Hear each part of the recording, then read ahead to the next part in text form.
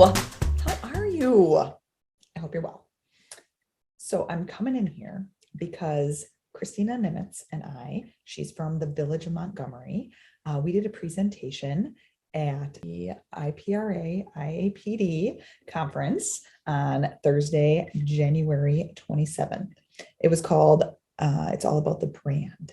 And I'm coming in here today to give you the Cliff Notes version of the Brand Audit Process. Brand audit is to assess and review your agency's brand as a whole from the user's perspective. So I've personally walked through this process with multiple agencies. There are three big questions that I look at. And the first is the what, the second is the who, and the final is the big three. How do you utilize your big three? So first, the what, as you will see here on the screen, is your services being supported by the brand core and brand equity. So your brand core, you're asking the question, what is your brand's position in the marketplace? So a good place to start for this is to go and review your principles of management. So your mission, vision, and values. And then also next, you have your brand equity. So the question you ask for that is, what is the strong emotional connection residents make?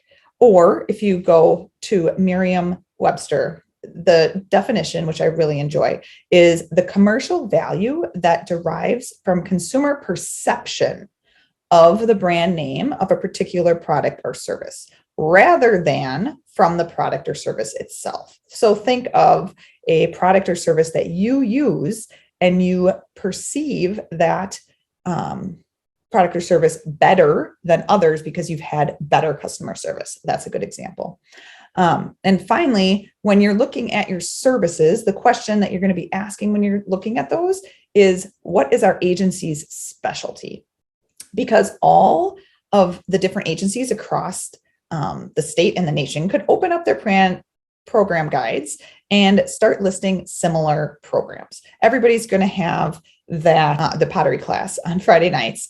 And so are people coming to that class because of the people, the facilitator or the instructor for that pottery class? Or is it your facilities? Do you have an amazing pottery room that people want to come and be in? Or is it the partnerships that you're using? Maybe really your pottery class is located at the library. So the next question that we go into is the who.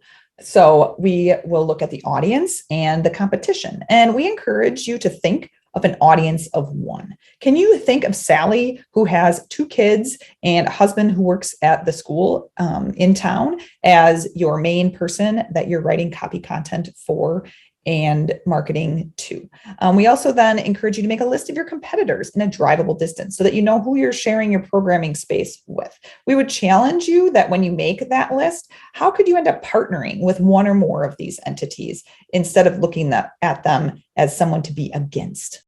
Hello again with my face, right? So you have gone and looked at the what and the who. You probably look at the what and the who often, right? So you may have looked at that to do your strategic plan or a grand master plan. I like calling it that, a comprehensive master plan. And you probably are able to go into your own files already, and you don't have to do a lot of soul searching to find the what and the who. But when you start going into the big three, as I like to call it, I've learned that you visually want to be looking at your logo, your color palette, and your typography, your fonts. What is going to be happening is much how you saw with the what, that you had those triangles, that the services were being supported by the brand core and the brand equity. In this case, we're going to have the logo. And when I say logo, I want you to actually just be thinking of your agency logo. I know lots of agencies have sub-brands, have partnerships, have other different kinds of graphics that are going on. But when you start this process and you start the fun part of the scavenger hunt that I'm going to tell you about, I want you just to be thinking about, at the very beginning, your agency logo. I want you to collect all those other things as you're going through, but I want you to be thinking about your agency logo. So then also your color palette then supports the logo, and your typography fonts will support the logo.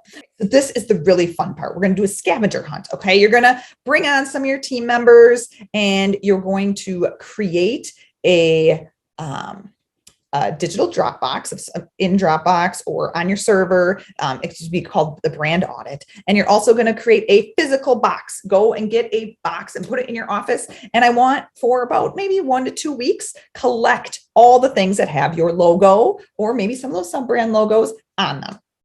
So I want you to collect all print, digital, swag, anything. No logo goes unused, right? So I want you to also, as you're doing this, you're going to keep those what and who answers nearby, because we're going to see how this ends up all putting together. So you're going to put date on the calendar, week or 2 weeks out, that you're going to bring at least 2 people together.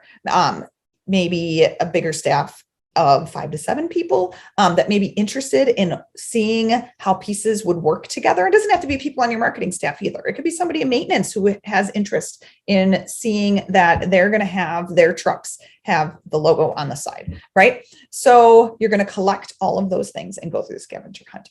And then once you have that all collected, you'll get into that meeting or that workshop time that you will put together, and you will ask, how is your logo being used? So are you using it in its entirety all the time? Are you using just a leaf of it on things? So you're going to look at that as you look at it. And then the next big question that I want you to ask is, what logo files do you have on hand? So these are the 4 main file types that I will end up working with. So you have a file type called .eps, which is a vector file. If you haven't ever heard these terms before, I'm going to have a little sample to show you kind of what makes that difference. You have a .pdf. I'm sure lots of people are familiar with PDFs in general, because you can save them out and use them, and they're really great to pass around. A lot of times I won't make logo files in a PDF, but you may have some that way. You have a .png, which is considered a raster file. So when I say that something's a raster file, you are not going to be able to maximize the size of that file to go down as small as a pen or as big as a billboard. And that's the same with the JPEG as well, at .jpg. Those files that they're 100% size, that's 100% size that you should be using them, or you're going to lose quality one way or the other. Where a .eps, you are not going to lose that quality. And a lot of times maybe your .pdf as well. You're going to make EPSs in Adobe Illustrator or of a program of the like. So here's a sample of showing you what those different kinds of file types can do. So this is from our project with Jensen Woods Camp, and you will see that we decided that we weren't going to change the logo. We were just going to change the tagline. So when we updated the tagline, we decided we're going to clean up the logo. And you're like, wait, Jessie, this looks the same on both sides, but is it really? So here you will see that when we put a flood color of brown behind those 2 logos, you get a nice white box on the file on the left. So you're getting that nice white box because this is a JPEG, and that does not have a transparent, or like if you're looking through a window, background happening. If this would have been a .png, you could accomplish that. But then, like I was saying, you wouldn't be able to make it really small or make it really big. But what does that mean, Jessie? So this is looking in outlines in Adobe Illustrator. If you go Command Y, when you're inside of that program, you'd be able to see what line art is making your artwork. And if you look over on the left, you're just seeing a box with a big X through it, right? Which means, no, let's not use these files. But the one over on the right is the recreated file. So I hope that that helps you know what kind of file types you want to have. And as you're collecting all of this in your brand audit process, don't try to put on that something is right or something is wrong.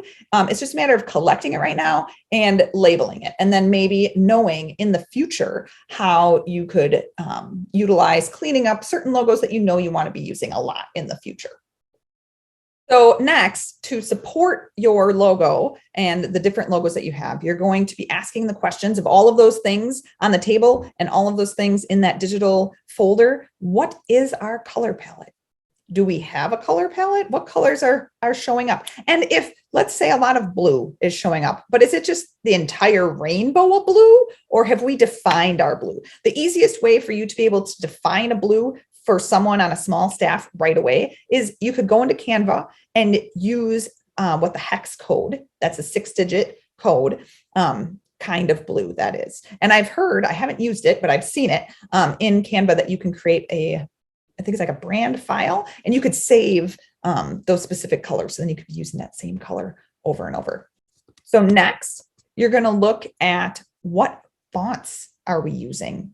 Are we using the same fonts everywhere? Are we using 3 million different ones? The whole idea is to just take a look at what is happening. And like I said, no right or wrong, no judgment. Just look at what you're using and see if there's some consistency showing up. We did a brand audit workshop and we found out that the agency really used sans serif typefaces all the time. They were just different ones. So then they just picked one that they were going to move forward and use. A natural next step after you would complete a brand audit is to move into creating a brand style guide. We did this for Oswego Land Park District, and we were able to address many of how their sub brands were showing up with their parent brand. It doesn't need to be a multi-page document though. You could just make a 1-page brand style guide that labels out how to use your logo, your color, and your fonts. So some benefits of having a brand style guide is that you will create the internal rails for your staff to establish clear outbound communication. You'll also be able to receive professional recognition from your agency staff and board members because things look clean. You'll also be able to yield community awareness and ultimately additional participation because they will be seeing you as a leader for activity in your community. So in conclusion, I want to let you know that we have some brand audit worksheets that we had handed out during our session that are free to you to use and that you would be able to go through this process with your staff. And also, if you need any help, please do not hesitate to reach out to either me or Kristina. I will have both of our contact information below, and we would love to talk brand.